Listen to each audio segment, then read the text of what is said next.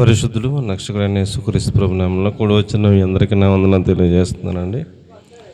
ఇదైనా మన ధ్యానం నిమిత్తము ప్రతిరోజు చదువుకునేటట్టుగానే నేను క్రీస్తుతో కూడా సిలువ వేయబడి ఉన్నాను అని పౌలు గారు ఇచ్చిన స్టేట్మెంట్ని ఆధారంగా చేసుకుని మత్తయి రాసిన సువార్తలో ఎవరైనా యేసు ప్రభును వెంబడించాలనుకుంటే తన సిలువను ఎత్తుకొని ఆయనను వెంబడించాలి అని చెప్పినటువంటి ఆ యొక్క వచనాన్ని ఆధారంగా చేసుకుని మనం అనేక దినాలుగా ధ్యానాలు కొనసాగిస్తూ ఉన్నాం. ఈరోజు మన ధ్యానం కొరకు ఫిలిప్పీలకు రాసిన పత్రిక 3వ అధ్యాయం, ఫిలిప్పీ రాసిన పత్రిక 3వ అధ్యాయం 17-18 వచనాలు కనుక మనం చూస్తే, ఎవరైనా తీశారా? ఫిలిప్పీ పత్రిక 3వ అధ్యాయం 17-18 వచనాలు మనం చూసినట్లయితే, క్రీస్తు ప్రభుల వారిని నన్ను పోలి నడుచుకునుడి అన్నాడు. ఎవరికైనా దొరికిందండి?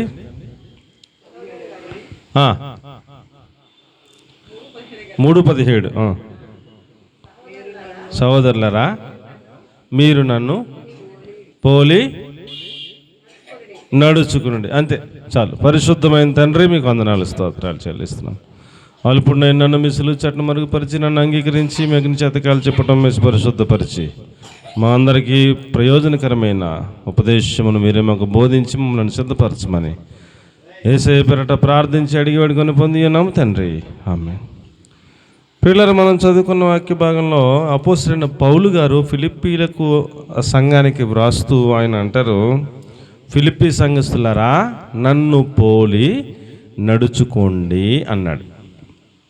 అంత ధైర్యం ఆయనకి ఎందుకు వచ్చిందంటే, నేను క్రీస్తును పోలి నడుచుకున్నాను, నేను పక్కాగా చెప్పగలుగుతాను, కాబట్టి మీరు నన్ను పోలి నడుచుకోండి అన్నాడు. ఇంకొక చోట అన్నాడు, 1వ దశలోనిక 1వ అధ్యాయం 6వ వాక్యాన్ని మనం చూసినప్పుడు అక్కడ కూడా పౌలు గారే చెప్పాడు. ఆయన చెప్పిన మాట ఏమిటంటే, 1వ దశలోనిక 1వ అధ్యాయం 6వ వాక్యంలో, మమ్మును ప్రభువును పోలి నడుచుకోండి అన్నాడు. అంటే ఎవరెవరిని పోలి నడుచుకోవాలి? యేసు ప్రభువును పోలి ఆల్రెడీ నడుచుకుంటున్న దైవ సేవకులను చూసి వాళ్ళను పోలి నడుచుకోండి అంటున్నాడు. తర్వాత యేసు ప్రభువును కూడా దైవ సేవకులను కూడా పోలి నడుచుకోండి అంటున్నాడు. ఇక్కడ ఈ మాట ఎందుకు చెప్పాల్సి వస్తుందంటే, నన్ను పోలి నడుచుకోండి అని చెప్పగలిగినంత ధైర్యం చాలామంది దైవ సేవకుల్లో ఉండట్లా. అందుకని నన్ను పోలి నడుచుకోండి అని పౌలు గారు ధైర్యంగా చెప్పాడు. మరలా దశలోనికీయులకు రాస్తూ అంటాడు, మీరు మమ్మును ప్రభువును పోలి నడుచుకోండి అన్నాడు. పిల్లరా, మన సిలువను మనం ఎత్తుకొని ప్రభువారిని వెంబడిస్తున్నాము అంటే అర్థం ఏంటంటే, ఆయనను పోలి నడుచుకోవాలి అన్నట్టు అర్థం.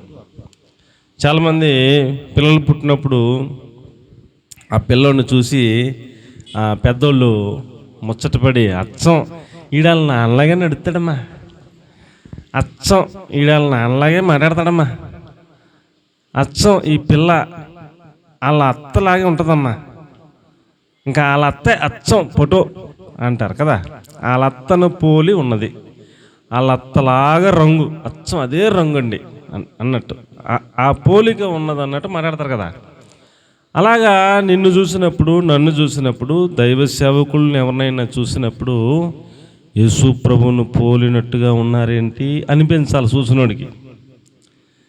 కాబట్టి మనలో ఆయన పోలిక కనబడాలి. ఆ పోలిక వచ్చిన దైవ సేవకులు ఎవరైనా ఉంటే ఆ దైవ సేవకులను కూడా పోలి మీరు నడుచుకోండి.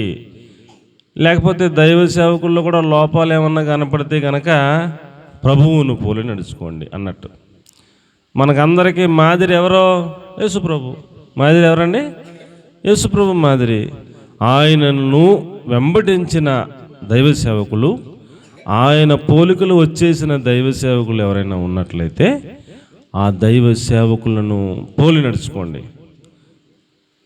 దానితో పాటు ప్రభువును కూడా పోలి నడుచుకోండి. అప్పుడు మనం పర్ఫెక్ట్గా ప్రభు యొక్క పోలికలోనికి రావటానికి ఈ దైవ సేవకుడు కూడా మనకి సహకారి అవుతాడు.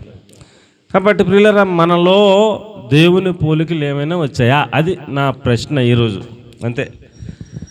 మన లోపల ఏమి రావాలి? దేవుని పోలికలు రావాలా, అంతే. దేవుని పోలికలు ఎన్ని ఉన్నాయి చెప్తే బోల్డ్ అని ఉంటాయి. ఆ పోలికలు, ఆయన పద్ధతి, ఆయన నడక, ఆయన విధానం, ఆయన మాట తీరు, ఆయన యొక్క అలవాట్లు, ఆయన యొక్క జీవితం గురించినటువంటి సవిస్తారమైన వివరణ కనుక మనం తీసుకుంటే చాలా రోజులు పడుతుంది. ఈ రోజుకి కొన్ని మాటలు మనకి ఆ కొన్ని మాటలైనా మనం ఆయన పోలిక వచ్చేలాగా ప్రయాసపడాలని ఒక తీర్మానం చేసుకునేటట్లుగా కొన్ని మాటలు మనం ఆలోచించేద్దాం. మార్కు సువార్త 1వ అధ్యాయం 35వ వాక్యంలో చాలా స్పష్టంగా రాసిపెట్టారు. ఏమనంటే, ఆయన ఇంకా చాలా చీకటి ఉండగానే, ఇంకా పెందలకాడే లేచి ఆయన కొండకు నడుచుకుంటూ వెళ్ళి అక్కడ ప్రార్థనలో ఉండేవాడు అని రాశారు.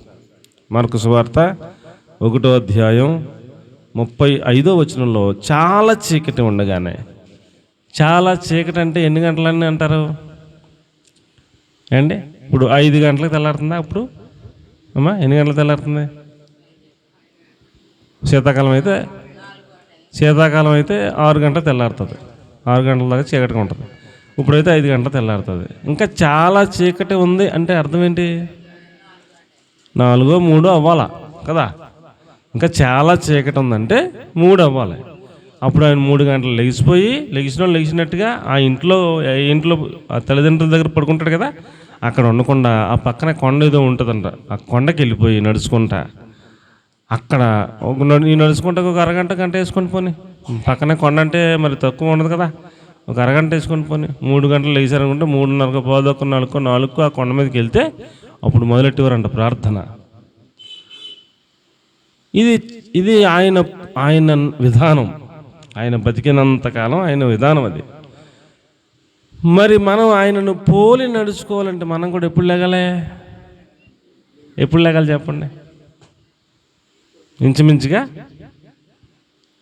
ఆయనను పోలి నడుచుకుంటున్నానని చెప్పగల ఆ కెపాసిటీ మన దగ్గర ఉండాలంటే కనీసం 4 కన్నా లేగాలి. ఇంకా 3కే లెగుతున్నామంటే ఇంకా సూపరు. 3కే లెగుతున్నామండి, దేవుణ్ణి పోలినట్టుగా ప్రార్థనలో ఉంటున్నామండి, ప్రార్థనలో సమయాన్ని గడుపుతున్నామండి, 1 గంట 2 గంటలు తెల్లారిదాకా ప్రార్థన చేసుకుని మళ్ళీ పడుకుంటున్నామండి. ఏం పర్లేదు, పడుకోండి. ఆయన పోలిక మనలోకి వచ్చిందా లేదా, అంతే పాయింట్. ఆయన విధానం మనకు వచ్చిందా లేదా, అంతే పాయింట్. మనం ఎప్పుడో 6 లెగిసి అయిపోయి 6 అయిపోయిందని కంగారుగా పనులు చేసుకుని ప్రార్థన మర్చిపోయి, వాక్యం మర్చిపోయి, ఇవన్నీ చేయడానికి టైం అయిపోయింది, ఇప్పుడు చేస్తే కుదరదని ఎక్కడెక్కడ వదిలేసేసి గబగబా బయటికి వెళ్ళిపోయి అలాగ మనమే ఉంటే ఇక మనం మన పిల్లలకి ఏం మాదిరిగా ఉంటాం? దేవుని పోలి సేవకుడు నడుచుకున్నాడు. సేవకుడు చెబుతున్నాడు, పౌలు గారు మీరు నన్ను పోలి నడుచుకోండి అని చెప్తున్నాడు. అంటే ఒక తల్లిగా, ఒక తండ్రిగా మనం దేవుని పోలికలు మనలోకి వచ్చేసినప్పుడు మన పిల్లలకి, మన మనవలకి మనం మాదిరిగా. మా అమ్మమ్మ 4 గంటలకు లెగిస్తారు, మా నాన్నగారు 4 గంటలు లెగిస్తారు. మేము లేచి చూసేటప్పటికి ఆయన ప్రార్థనలో ఉంటాడు, వాక్యం చదువుకుంటూ ఉంటాడు. డాడీ ఎప్పుడు లేచామంటే 4 o'clock లేచానని చెప్తాడు. ఆయన మాకు మాదిరి, ఆయనలాగా మేము కూడా నేర్చుకున్నాం అని రేపు పొద్దున్న పెద్దయ్యాక అలా చెప్పగలగాల. నేను చెప్పగలను, మా చిన్నప్పటి నుంచి చూసేవాళ్ళం. ఫస్ట్ మా అమ్మగారు, తర్వాత మా నాన్నగారు. ఆమె పొద్దున్నే పనులన్నీ చేసేసుకుని మధ్యాహ్నం ప్రార్థనలో ఉండేవారు. మధ్యాహ్నం ఇంటికి వెళ్ళి చూస్తే ప్రార్థనలో ఉండేవారు. సరే అయిపోయింది, మళ్ళీ రాత్రి ఇంటికి వెళ్ళి చూస్తే మళ్ళీ ప్రార్థనలో ఉండేవారు. 11 అయిపోయినా ప్రార్థనలో ఉండేవారు, 11:30 అయిపోయినా ప్రార్థనలో ఉండేవారు. మళ్ళీ తెల్లారేటప్పుడు లేచి చూస్తే మళ్ళీ ప్రార్థనలో ఉండేవారు. పొద్దున, మధ్యాహ్నం, రాత్రి ఎప్పుడు చూసినా ప్రార్థనలు ఉండేవారు. పనులన్నీ చక్కపెట్టేసుకుని 3 పూటల ప్రార్థన. తెల్లారి ఎప్పుడు లెగుతారో అనుకునే వాళ్ళు మేము. ఫస్ట్ ఆవిడ ప్రార్థన వాడు, తర్వాత నాన్నగారు స్లోగా ఆయన కూడా జాయిన్ అయ్యారు. ఇద్దరు కలిసి ప్రార్థన చేసుకునేవారు. అలాగ చూస్తూ పెరిగినటువంటి మాకు మాదిరి వాళ్ళు. ఆ తర్వాత ప్రభు కదా. మొట్టమొదటే ప్రభు మాదిరి కాదు కదా. మొట్టమొదట మనం చూసే వాళ్ళని మనం మాదిరిగా పెట్టుకుంటాం.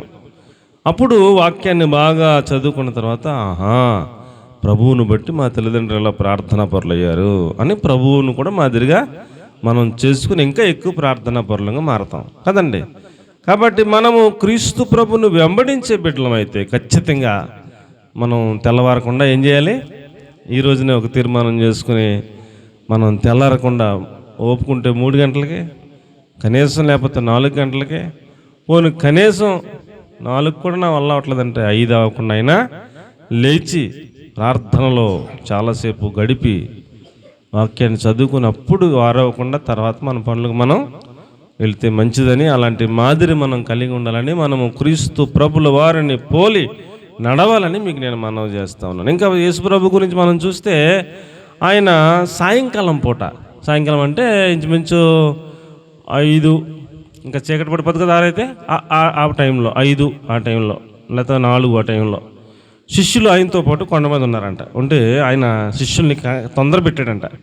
మీరు మీ యొక్క దోణెలు మీద అవతలొట్టుకు వెళ్ళిపోండి, నేను తర్వాత వస్తాను అని వాళ్ళని బలవంతం చేసేసాడంట. ప్రభా, నువ్వు కొండ మీద ఉన్నావు కదా, నీతో పాటు మేము ఉంటాం, మమ్మల్ని వెళ్ళిపోమంట పెట్టి అని అంటే లేదు లేదు లేదు, మీరు ముందుగా ప్రయాణం అయిపోయి అవతలొట్టుకు వెళ్తూ ఉండండి, నేను మీ వెనకాల వస్తాను, వెళ్ళిపోండి అని చెప్పేసి కంగారు పెట్టేసి వాళ్ళని తొందర పెట్టేసి పంపించేశాడు. వెళ్ళిపోమంటున్నారా సరే అని చెప్పేసి వాళ్ళు కొండ దిగేశారు. పక్కనే సముద్రం దగ్గర దోణులు ఉన్నాయి, దోణులు ఎక్కేశారు. చీకటి పడిపోయింది అప్పటికి. అలా బయలుదేరారు. 6 గంటలకు బయలుదేరారు అనుకోండి. వాళ్ళు 6 గంటలకు బయలుదేరిన వాళ్ళు అవతలొడ్డుకి కనీసం 7కో 8కో 9కో వెళ్ళాలి కదా, మామూలుగా ఉంటే వాతావరణం. ఇలా బయలుదేరేసరికి ఒక ఎదురుగాలు ఎదురైందంట, తుఫాను ఎదురైందంట. కొంచెం దూరం వెళ్ళాక వెనక రాలేరు, ముందుకు వెళ్ళలేరు, దోని మునిగిపోతుంది. అలలకు కొట్టేస్తుంటే వాళ్ళ తెలివితేటలు మరి చిన్నప్పటి నుంచి అందులోనే పెరిగారు కదా, చేపలు పట్టుకుంటాను. వాళ్ళ తెలివితేటలను ఉపయోగించి నీళ్ళు తోడుతున్నారు, తెరసాప కడుతున్నారు, వాళ్ళ తిప్పలన్నీ పడుతున్నారు. తెల్లారి 3 అయిపోతుందంటండి. ఎప్పుడు మొదలెట్టారు? సాయంత్రం 6 గంటలకు మొదలెట్టారు వెళ్తాం కదా. ఎప్పుడు దాకా అయిపోయింది టైం? తెల్లారి 3 అయిపోతుంది. ఈయన సాయంకాలం వాళ్ళని కంగారు పెట్టి పంపేసేసి ప్రార్థనలో కూర్చున్నాడంట యేసు ప్రభు. ఎప్పుడు కళ్ళు తెరిచాడంట?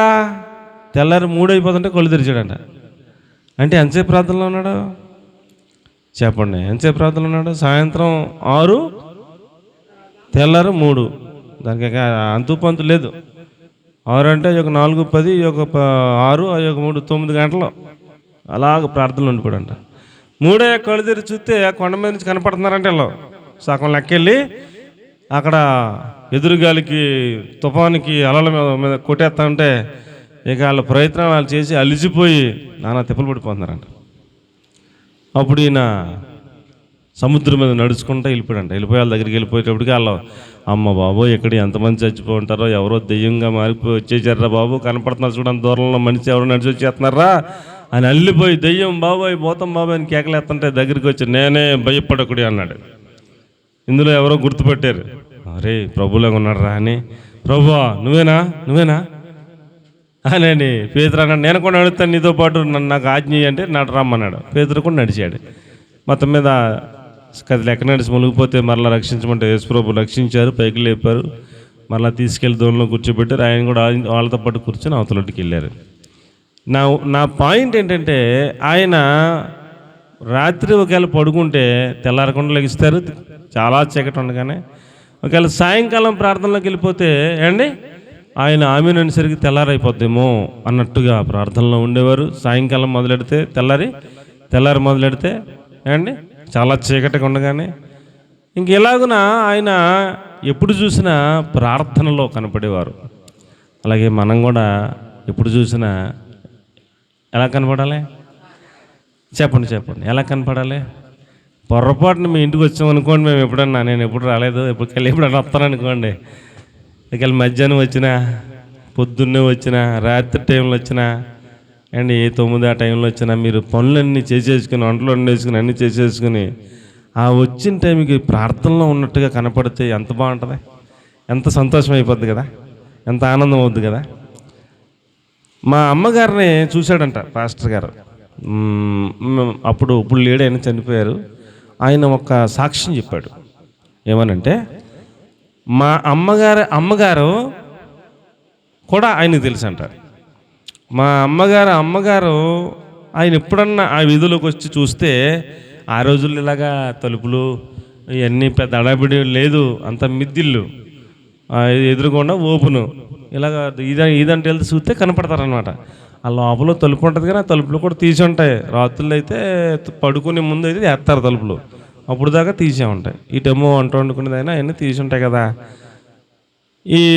మరి ఎక్కడ ప్రార్థన చేసుకునేది ఆవిడ, ఆయన ఎప్పుడన్నా వచ్చి అలా చూస్తే మోకాళ్ళ మీద కనపడేదంట. ఎప్పుడు ఆ ఈదులోకి వచ్చినా, అది ఏ టైంలో వచ్చినా ప్రార్థనలో కనపడేదంట. అలాగా చాలాసార్లు చూశాడంట. మా అమ్మగారు చచ్చిపోయారు. ఇప్పుడు మా అమ్మగారు వంతు అనమాట అండి. ఆయన మళ్ళీ ఎప్పుడన్నా వచ్చినప్పుడు మా అమ్మగారు ప్రార్థనలో ఉండటం కనపడేదంట. ఈయన చాలాసార్లు గమనించి ఒకసారి మీటింగ్లో మాట్లాడుతూ అన్నాడు ఆయన, వీళ్ళ అమ్మగారు ఇదే టైపులో ఎప్పుడు ఈ మార్గం గుండా వెళ్ళిన ఆవిడ ప్రార్థన చేసుకుంటూ నేను గమనించేవాడిని. అదే ప్రార్థనా జీవితం వాళ్ళ కూతురు కూడా వచ్చేసింది. ఈమె కూడా ఎప్పుడు ఈ మార్గం గుండా వెళ్ళినా ఎలాగ వచ్చినప్పుడు అమ్మా అని నేను ఒకవేళ అలాగొచ్చి చూస్తే ఆవిడ ప్రార్థనలో ఉంటాను, నేను గమనిస్తూ ఉంటాను. ప్రార్థన అలవాటు అయిపోయింది వీళ్ళకని చెప్పేసి సాక్ష్యం చెప్పాడు. మనం యేసు ప్రభు పోలిక మనలోకి రావడం అంటే ఏంటంటే, ఉదయం చాలా చీకటి ఉండగానే లేచి ప్రార్థనలో ఉండాలి ఖచ్చితంగా. ఒకవేళ అలా లేకపోతే ఇప్పుడైనా ఒక తీర్మానం చేసుకుందాం. మధ్యాహ్నంలోగా పనులు ఏమేమి ఉన్నాయో, పిల్లల క్యారేజీలు ఎట్టాలో, లేకపోతే ఇంట్లో పనులు చేసుకోవాలో, కొండలు కడుక్కోవాలో, అన్నం వండుకోవాలో, ఏం పనులు ఉన్నాయో అన్నీ చేసేసుకుంటాం. మధ్యాహ్నం మళ్ళీ కాసేపు ప్రార్థనలో ఉంటాం. మళ్ళీ మధ్యాహ్నం నుంచి ఏమైనా పనులు ఉంటే చేసేసుకోవటం. 7, 8, 9 లోపల పనులు చక్కబెట్టుకుని మళ్ళీ ప్రార్థనలో ఉంటాం. ఇలాగ మనం ఎప్పుడు చూసినా ఎలాగుంటాం కనపడాలా, ప్రార్థనలో ఉంటాం కనపడాలి. అది దేవుని పోలిక, దేవుని యొక్క పద్ధతి, అలవాటు. అలాంటి అలవాటు మనకు కూడా ఉంటే ఆయన పోలిక మనకు కూడా ఒకటి వచ్చిందని అర్థం. నా మాటలు అర్థమైతే స్తోత్రం చెప్పండి. అందులో ఇంకొక మాట, ఎఫెసీ పత్రిక 4వ అధ్యాయం 24వ వాక్యాన్ని మనం చూస్తే, ఆయన గుణాలు, దేవుని గుణాలు చాలా ఉంటాయి. ఆయన గుణలక్షణాలు అన్నీ చెప్పడం అంటే అవదు. అందులో ఒకటే, ఆయన నీతి, యథార్థత, భక్తి అనే స్వభావం కలిగిన వాడు దేవుడు. దేవుడికి ఉన్న స్వభావం ఎలాంటిదటండి? నీతి. చెప్పండి ఏంటండి? నీతి, యథార్థత, భక్తి. యేసుప్రభు ఈ భూమి మీద జీవించినంతకాలం నీతిగా బతికాడు. అవినీతి అనేది అసలు సమస్య లేదు. యథార్థంగా బతికాడు, భక్తి కలిగిన వాడుగా బతికాడు. భయభక్తులు కలిగి ఉన్నందున అంగీకరింపబడినని హెబ్రీ పత్రిక 5వ అధ్యాయం 7వ వచనంలో రాసిపెట్టారు. ఆయనే భయభక్తులు కలిగి ఉన్నందున అంగీకరింపబడ్డాడట పరలోకంలో మళ్ళీ వెళ్ళినప్పుడు. కాబట్టి ఆయనలో మనం చూస్తే నీతి కనపడుతుంది, ఆయనలో మనం చూస్తే యథార్థత కనపడుతుంది, ఆయనలో మనం చూస్తే భక్తి కనపడుతుంది. మనకి కూడా ఆ పోలిక మనలో కూడా కనపడాలి. ఆ పోలిక మనలో కూడా కనపడాలి. మనం నీతిగా బ్రతకాలి. ఎలా బ్రతకాలండి? నీతిగా బ్రతకాలి. మన క్రియలు నీతిగా ఉండాలి, మన సంపాదన నీతిగా ఉండాలి, మన యొక్క నడవడికి నీతిగా ఉండాలి. అవినీతికి మన జీవితంలో చోటు ఇవ్వకూడదు. అవినీతి అంటే తెలుసు కదా, సంపాదించడం అవినీతి సంపాదన ఉంటుంది. క్రమం లేకపోవడం, ఇవి మన జీవితంలో వాటికి చోటు మనం ఇవ్వకుండా నీతిమంతులంగా, మనల్ని చూసినప్పుడు వీళ్ళు యేసుప్రభు పిల్లలాగా ఉన్నారా, ఆ పోలికలు వీళ్ళలో కనపడుతున్నాయి అని అనిపించాలి పక్కోడికి. ఇక మనం ప్రార్థనకు వచ్చినా అవినీతిగా బతికితే, యథార్థత లేకపోతే, ఏ మాట చెప్పినా అందులో నమ్మకం లేకపోతే, అసలు భక్తి లేకపోతే, ఏమండి ప్రార్థనకు వచ్చిన నీలో దేవుని పోలిక ఏమీ రాలేదని అర్థం. నేను కూడా ఆయనను వెంబడించే వారిలో ఉన్నాను, నా సిలువను ఎత్తుకుని వెంబడిస్తున్నాను అనుకునే వ్యక్తులం కనుక మనం అయితే ఖచ్చితంగా ఆయనను వెంబడించే వారిలో ఒక్కసారి అన్ని పోలికలు వచ్చేవి, కానీ వెంబడిస్తూ ఉండగా ఒక్కొక్క పోలిక రావాలా. ఆయన వస్తాయి రావా అలా వెంబడిస్తూ ఉండగా సంవత్సరాలు గడిచే కొలది, నెలలు గడిచే కొలది, రోజులు గడిచే కొలది ఆయన పోలికలు ఒక్కోటి మన లోపల వస్తూ ఉంటాయి. చివరాఖరికి మనం ప్రయాణం ముగించే లోపల ఆయనలాగా మారిపోవాలి. ఆ పోలికలన్నీ వచ్చేయాలి, పద్ధతులన్నీ, ఆ నడవడిక అంతా వచ్చేయాలి. ఆయన పోలికలు మనలో కనపడాలి, ఆ నీతి మనలో కనపడాలి, యథార్థత మనలో కనపడాలి, ఆ భక్తి జీవితం మనలో కనపడాలని దేవుని వాక్యం తెలియజేస్తుంది. ఒక్కొక్క మాట వివరించాలంటే చాలా కష్టం, చాలా టైం అవుతుంది. భక్తి అనగా అందులో బోల్డ్ పాయింట్లు ఉన్నాయి. తన నోటికి కళ్ళెము పెట్టుకోలేని వాడు ఆడు భక్తి వ్యర్థం అన్నాడు. అంటే మనం దేవుని వెంబడించే బిడ్డలమైతే మనందరం కూడా ఖచ్చితంగా తక్కువ మాట్లాడాలి. ఏం చేయాలండి? తక్కువ మాట్లాడాలి, అవసరమైన మాటే మాట్లాడాలి, అడిగిన దానికే సమాధానం చెప్పాలి. కొంతమందిని చూస్తూ ఉంటే ఇలా వస్తారనుకోండి, ఇంట్లో నుంచి బయటికి చాలా కంగారుగా అడబుడిగా చాలా బిజీగా ఉన్నట్టు వస్తారు. వాళ్ళ తోటోళ్ళు ఎవరన్నా ఫ్రెండ్స్ ఎవరన్నా గబాలు కనపడారనుకోండి, అటు ఇటు వచ్చేటప్పుడు వాళ్ళని చూడగానే వాళ్ళు నవ్వుతారు, పొలికలు ఇస్తారు, వాళ్ళు నవ్వుతారు, మొదలెడతారు. ఇంకా అరగంట అయిపోద్ది, గంట అయిపోద్ది, వదిలిపెట్టరు. ఆవిడ వదిలిపెడదు, ఇవిడ వదిలిపెడతావు. ఆ పిల్ల కనపడక ముందు ఈ పిల్ల కంగారు చూడాలా, ఏదో అర్జెంటుగా వచ్చినట్టుగా, అర్జెంటుగా మళ్ళీ వెళ్ళిపోవాలి ఇంటికి అన్నట్టుగా వస్తారు. ఒకవేళ ఎవరన్నా మనం పలకరించిన టైం లేదండి అన్నట్టు మాట్లాడతారు. ఆ ఫ్రెండ్ కనపడేసరికి అక్కడ టైం ఏమైపోయిందో, పని ఏమైపోయిందో మాట్లాడుతూ ఉంటారు. ఎక్కువ మాట్లాడితే ఆ మాటల్లో ఏముంటుందంట? దోషం ఉంటుంది. ఈ మాటలు మాట్లాడుతుండగా మనకు తెలియకుండానే ఎవడి గురించి ఏదో చెప్పేస్తాం, వాడికి ఆడు వెళ్ళి అడుగు చెప్పేస్తాడు.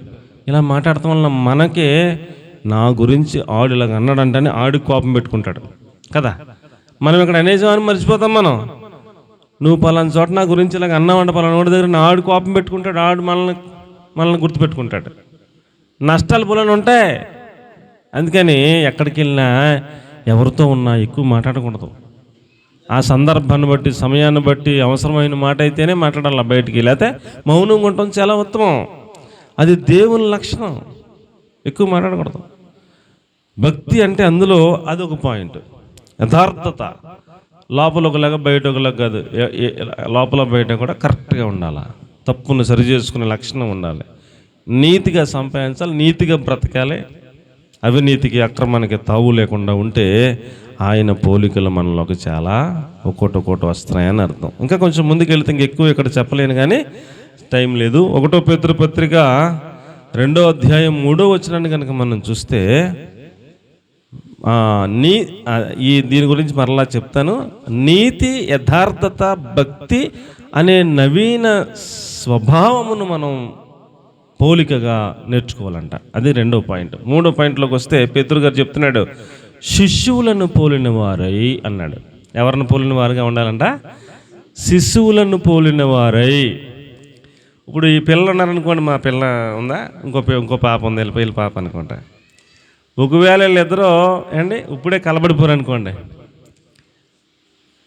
కొట్టేసుకున్నారు అనుకోండి, మళ్ళీ ప్రార్థన అయిపోయి వెళ్ళిపోయి లోపల మళ్ళీ మర్చిపోతారు, మళ్ళీ ఆడేసుకుంటారు. అవునా కదా? మళ్ళీ ఆడేసుకుంటారు. వాళ్ళిద్దరు బాగానే ఉంటారు. అప్పుడు మా పిల్ల తరపున నేను, వాళ్ళ పిల్ల తరపున మీరు దెబ్బలాడేసుకుంటాం కదా. మా పిల్లల్ని కొట్టేసారని నేను అంటాను, మా పిల్లల్ని కొట్టేసిందని మీరు అంటారు, మన ఇద్దరు దెబ్బలాడేసుకుంటాం. వాళ్ళిద్దరు మామూలుగా మళ్ళీ ఆడేసుకుంటారు.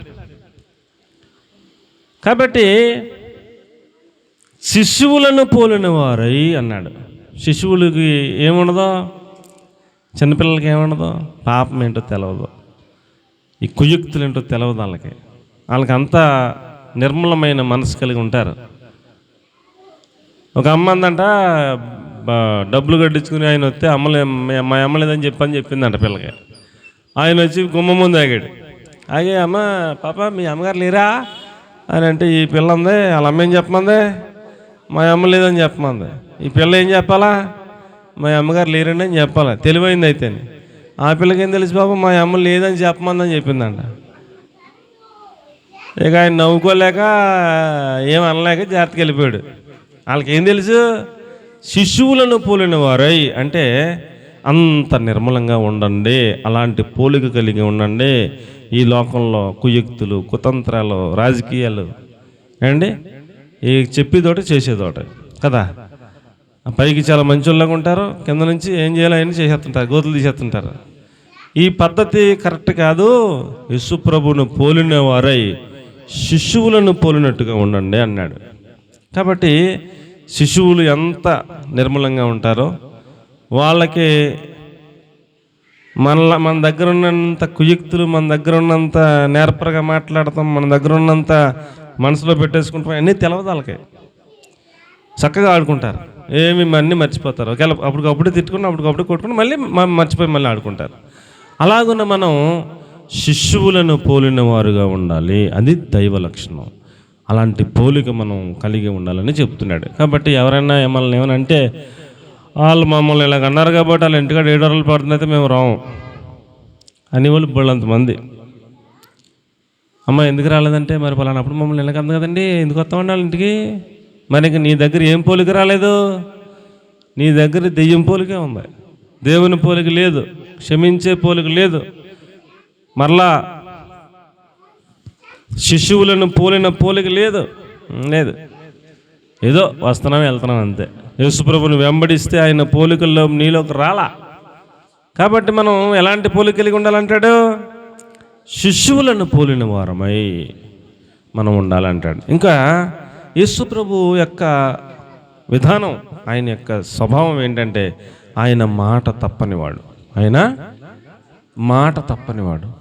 ఆయన ఒకసారి అన్నాడు, ఆయన మాటలన్నీ చెబుతూ బోలని ఉంటాయి కానీ ఒక్క మాట అంటాను. ఆయన మాటల దారంట వెళుతూ దేవాలయాన్ని చూశాడు. ఆయన రోడ్డు మీద నుంచి ఆ దేవాలయాన్ని చూసి అన్నారు ఆయన యేసుప్రభు చుట్టూ ఉన్న వారితో, ఈ దేవాలయమును పడగొట్టండి 3 రోజుల్లో కడతానన్నాడు ఆయన.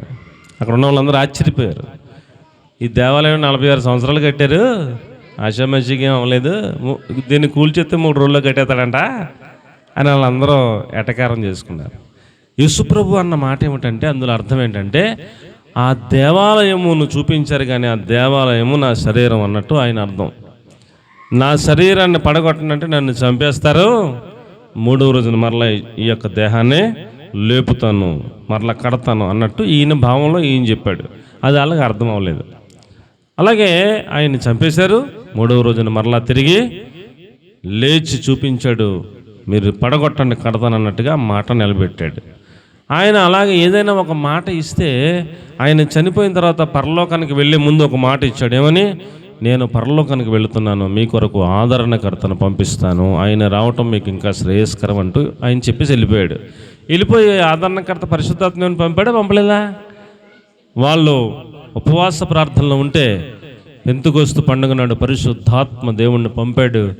అప్పటి నుంచి ఏమండి వారు మరి ఎక్కువగా సువార్త చేసి అనేకులను దేవుని కొరకు సంపాదించడం మొదలుపెట్టారు. ఏదైనా ఒక మాట ఇస్తే ఆ మాట ఆయన నెరవేర్చేటువంటి లక్షణం కలిగిన వాడు. మనం కూడా ఆయన వెంబడిస్తూ ఉన్నటువంటి వ్యక్తులమైతే మనం కూడా ఏదైనా ఒక మాట ఇస్తే ఖచ్చితంగా ఆ మాటనే నెరవేర్చే వాళ్ళంగా ఉండాలి. మన గురించి మన చుట్టుపక్కల వాళ్ళు ఎవరైనా మన గురించి తెలిసిన వాళ్ళు ఎవరైనా ఒకవేళ మాట వస్తే వాళ్ళ మాట ఇస్తే తప్పరండి, కరెక్ట్గా ఉంటుందండి వ్యవహారం అన్నట్టుగా అలాంటి సాక్ష్యాన్ని మనం కలిగి ఉండాలి. అది దేవుని యొక్క పోలిక. ఇంకెక్కువ అందులో చెప్పలేను. తర్వాత ఆయన గురించి మనం చూస్తే ఆయన ఉపవాసం ఉన్నాడు. యేసుప్రభు ఎలా ఉన్నాడండి? ఆయన ఉపవాసం ఉన్నాడు, 40 దినాలు ఉన్నాడు. తన శిష్యులకు కూడా చెప్పాడు, నేను చనిపోయి తిరిగి లేచి వెళ్ళిపోయిన తర్వాత మీరు కూడా ఉపవాసాలు ఉంటారు, అప్పుడు మీకు కూడా శక్తి వస్తుంది. ఇప్పుడు నేను గద్దిస్తే దయ్యాలు ఎలా వణుకుతున్నాయో అంతకంటే ఎక్కువ కార్యాలు మీరు చేస్తారని చెప్పాడు. అలాగే వాళ్ళు కూడా ఉపవాసం ఉన్నారు. యేసు నామములోని వాళ్ళు ఏది అడిగితే అది దేవుడు బంధించేవాడు. అద్భుత కార్యాలు, ఆయన కంటే ఎక్కువ ఘనమైన కార్యాలు తన శిష్యులు చేయటం చరిత్రలో మనం చూస్తాం. పేతురు గారు నడిచి వెళ్ళిపోతూ ఉంటే ఆ నీడ పడితే బాగుపడిపోయారంట. పౌలు గారు ఆ యొక్క నడికట్టుకున్న క్లాత్ అలాగ తగిలితే బాగుపడిపోయేవారంట. అద్భుత కార్యాలు ప్రభు తన శిష్యుల ద్వారా చేశారు. కాబట్టి ప్రియులరా, ఆయన ఉపవాసం ఉన్నాడు, అది మనకు మాదిరి. మనం కూడా ఏం చేయాలి? మనం కూడా ఉపవాసాలు ఉండాలి. మరి మేము కూడా యేసుప్రభుని వెంబడిస్తున్నామండి, కానీ ఉపవాసం ఉండటం మాకు చేత కదండి, ఒక పూట కూడా ఉండలేమండి అంటారు చాలామంది. సంవత్సరాలు చర్చికి వస్తారు, 20-30 సంవత్సరాలు చర్చికి వస్తారు, కానీ ఒక్క పూట కూడా ఉపవాసం ఉండరు. మరి ఇంకా మనకు ఆయన పోలికలు ఏమొస్తాయి సార్? ఏమి రావు. కాబట్టి మనం ఆయనను వెంబడించే వాళ్ళంగా ఆయనను పోలి మనం నడుచుకోవాలి. పోలి అంటే ఏంటి? ఆయనలాగా తండ్రి అలా నడుస్తున్నాడు, కొడుకు కూడా అచ్చం అలాగే నడుస్తుంటే ఏమంటారో వీడు అచ్చం వాళ్ళ నాన్న పోలికేరా. ఇప్పుడు మనం మాట తీరు చేస్తే యేసుప్రభు పోలిక అని చెప్పాలి ఎవడైనా. మనం ఉపవాసం ఉంటే యేసుప్రభు పోలికలు కనపడాలా. మనం నీతి, యథార్థత, భక్తి చూసినప్పుడు యేసుప్రభు పోలిక కనపడాలి. మనం ఏమండి ప్రార్థనా జీవితం చూసినప్పుడు యేసుప్రభు పోలికలు కనపడాలి. మనం శిశువుల వలె నిర్మలమైన మనసు చూసినప్పుడు యేసుప్రభు పోలికలు అందులో కనపడాలి. మనం మాట ఇస్తే అది ప్రయాణమన్న పోవాలి, కానీ మాట నష్టం వచ్చిన మాట తప్పని పద్ధతి మనలో ఉండాలి. అలాగే యేసుప్రభుల వారిని చూసినప్పుడు ఆత్మల భారం ఆయనలో కనపడేది. ఏం కనపడేదండి? ఆత్మల భారం ఆయనలో కనపడేది. మిట్ట మధ్యాహ్నం ఎండాకాలం ఏమండి, ఈ మే నెలలో 12 గంటలకు మనం నడుచుకుని వెళ్ళగలమా? వెళ్తారా ఎవడన్నా? ఒకవేళ బండి మీద వెళ్ళినా కూడా క్యాప్ పెట్టుకుని, కలదోడు పెట్టుకుని, కూలింగ్ కలదోడు పెట్టుకుని వెళ్తారు ప్రతి వాళ్ళు కదా. నడుచుకుని ఎవరు వెళ్తారు? వెళ్తే పడిపోతాం. ఆయన మిట్ట మధ్యాహ్నం ఎండవేళ ఒక స్త్రీ బావి దగ్గరికి వస్తుంది, సమరయ స్త్రీ. ఆ సమరయ స్త్రీని రక్షించాలని ఆయన చాలా దూరం నుంచి నడుచుకుంటూ వచ్చాడంటే మిట్ట మధ్యాహ్నం ఎండలో పడి వచ్చి ఆ బావి దగ్గర కూర్చున్నాడంట ఆవిడ కోసం. ఆవిడ వచ్చి టైం ఆయనకి తెలుసు కాబట్టి ఆవిడ వస్తే ఆవిడతో మాట్లాడి ఆమెను రక్షించాడు. ఆమెను రక్షిస్తే ఆవిడ వెళ్ళి ఊరు మొత్తం రక్షించింది, తీసుకొచ్చింది యేసుప్రభు దగ్గరికి. ఆయన ఆత్మల భారం కలిగి ఉండేవాడు. శిష్యులు వచ్చి ప్రభు మరి నీకేమన్నా ఆహారం తెమ్మంటావా అంటే మీకు తెలియని ఆహారం నాకు ఉందంటాడు. ఎవరైనా ఇచ్చారేమని అలా అనుకున్నారు. ఏమి లేదు, ఆత్మలను రక్షించడమే నాకు ఆహారం అన్నాడు, అంతే. ఆయన మీకు తెలవని ఆహారం ఏంటి? ఆత్మలను రక్షించడమే నాకు ఆహారము, పానీయము అన్నాడు. కాబట్టి మనలో కూడా ఆ తాపత్రయం ఉండాలి. ఎవరినైనా ఒక్కరినైనా రక్షించాలి. నేను సంవత్సరానికి ఒక్కరినైనా మందిరంలో పరిచయం చేయాలా? సంవత్సరానికి ఒక్కరినైనా నేను నా ద్వారా మందిరానికి తీసుకుని రావాలి. ఒకరినైనా రక్షణలోకి నడిపించాలి. వాళ్ళ కోసం ప్రార్థన చేయాలి. కొన్ని నెలల ప్రార్థన చేసి వాళ్ళతో మాట్లాడి వాళ్ళని తీసుకొచ్చి వాళ్ళని రక్షణలోకి నడిపిస్తే కనుక ఆ క్రెడిట్ ఎవరికి వస్తుంది? మీకే వస్తుంది. మీ పేరు మీద పరలోక రాజ్యంలో రాస్తారు, ఈమె ద్వారా ఆమె రక్షణ పొందింది అని. రేపు పొద్దున్న అక్కడికి వెళ్ళినప్పుడు మీకు మెప్పు, మహిమ, ఘనత, మీకు కిరీటాలు ఉంటాయి. కాబట్టి ఆయన ఆత్మల భారం కలిగిన వాడు. మనలో కూడా ఎలాంటి క్వాలిటీ ఉండాలి? ఆయన పోలిక మనలో ఉంటే మనం కూడా ఇంకొకరిని రక్షించాలని తాపత్రయపడతాం. వాళ్ళ కోసం ప్రార్థనలో ప్రతి పూట జ్ఞాపకం చేసుకుంటాం. ప్రభు మా ఇంటి పక్కకి రక్షించి ప్రభు అని ప్రార్థన చేసి ఒక 2-3 నెలలు గడిచాక, అమ్మ మీకు ఏమన్నా బాధలు ఇబ్బందులు ఉంటే చెప్పండి, మేము ప్రార్థన చేస్తే మా చర్చిలో చెప్తాం, ప్రార్థన చేస్తే మీకు తగ్గిపోతాయి, దేవుడు తగ్గిస్తాడని చెప్పి ఏదో రకంగా వాళ్ళని కొంచెం మాట్లాడుతూ ఉంటే, వాళ్ళ బాధలు ఏమైనా చెప్పుకుంటే ఒక్కసారి రండి తీసుకొస్తే దేవుడు ప్రార్థన చేయటం ద్వారా కార్యాలు చేస్తాడు. అప్పుడు వారిని రక్షిస్తాడు దేవుడే. మొన్న 1 నెల క్రితం 2 నెలల క్రితం ఒక ఆవిడ బాగా బక్కగా ఉంటారు. ఆవిడ వయసులో చాలా అందంగా ఉండేవారు. ఆవిడకి ఏదో అనారోగ్య పరిస్థితులు రీతి అలాగే అయిపోయారు, బక్కగా బాగా ఓపిక లేనట్టుగా ఉంటారు. వాళ్ళ కొడుకు భయంకరమైన తాగుబోతు అనమాట అండి. ఇంకా ఎంత అంటే అది మనం చెప్పలేం. ఆడికి ఏం భవిష్యత్తు ఏం లేదు, ఆడు అలా తాగుతూ ఉంటాడు. ఆడికన్నా చిన్నపిల్ల నర్సుగా డ్యూటీ చేసి 15,000-20,000 జీతం తెస్తే మొత్తం జీతం అంతా ఖర్చు పెడతాడు, ఇష్టానుసారంగా తిరుగుతాడు, అలాగలాగా ఇంకా వేస్ట్గా ఉంటాడు ఆడు. ఆ పిల్ల కూడా పెళ్లి చేసుకోకుండా అలాగ కుటుంబాన్ని పోషిస్తుంది. అలాగ వాళ్ళ ఇంటి పరిస్థితి. ఆవిడ వచ్చి 7 వారాలు ప్రార్థన పెట్టండి అమ్మగారు, శుక్రవారం అని ప్రార్థన పెట్టమంటే పెట్టారు. చర్చిలోకే వచ్చేది ఆవిడ శుక్రవారం.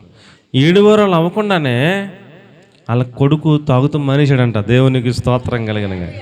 ఆవిడ 7వ వారం సాక్ష్యం చెప్తుంది, మా కొడుకు అసలు ఆడు తాగుతూ మానేస్తాం మేమే నమ్మలేకపోతున్నాం, తాగుతూ మానేశాడు, చక్కగా పనికి వెళ్తున్నాడు, ఎంత గొప్ప దేవుడు అని సాక్ష్యం చెప్పింది ఆవిడ. ఎవరో చెప్పారు ఆవిడికి, వెళ్ళండి అక్కడ ప్రార్థనకి వెళ్ళండి అని. వచ్చింది, నమ్మింది, కార్యాన్ని చూశారు. అలాగే మనం చెప్పాలి, ఒకరినైనా నడిపించాలి. దేవుడు వాళ్ళని రక్షించడం కోసం ఏదో ఒక అద్భుతం చేస్తాడు. దేవునికి స్తోత్రం కలుగునుగాక. ఇంకా మనం చూస్తే ప్రియులారా, ఆఖరి మాట యేసుప్రభుల వారు తండ్రి చిత్తము నెరవేర్చాడు. ఆఖరిలో ఒక స్టేట్మెంట్ ఇచ్చాడు, నేను నా తండ్రి చిత్తము నెరవేర్చి సమాప్తం చేశాను అని చెప్పాడు. మనలో కూడా ఆ పోలికలు కనబడాలి. ప్రభువా నీవు నన్ను పుట్టించినందుకు నా ఎడల నీకున్న చిత్తమును నేను నెరవేర్చి ముగించాను ప్రభు అని మనం ఆయన చిత్తమును చేసేటట్లుగా మనం సిద్ధపడాలి.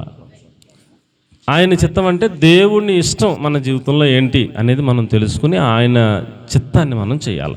వాక్యంలో దేవుని చిత్తం చాలా ఉంది, అదంతా చెప్పడం ఇప్పుడు నా ఉద్దేశం కాదు. కానీ మనము దేవుని చిత్తమును నేను నెరవేర్చాను అని చెప్పగలిగిన స్థితిలోకి మనం నడిపించబడాలి. అప్పుడు మనలో దేవుని పోలికలు కనపడతాయి. నా మాట ఏమైనా అర్థమైందంటారా? ఈ రోజున మనము దేవునిని వెంబడించే వ్యక్తులమైతే, ఆయన సిలువను ఎత్తుకున్న వ్యక్తులమైతే మనలో ఏం కనపడాలి? మనలో ఏం కనపడాలి? ఆయన పోలికలు కనపడాలి. చెప్పండి ఒకసారి, మనలో ఏం కనపడాలి?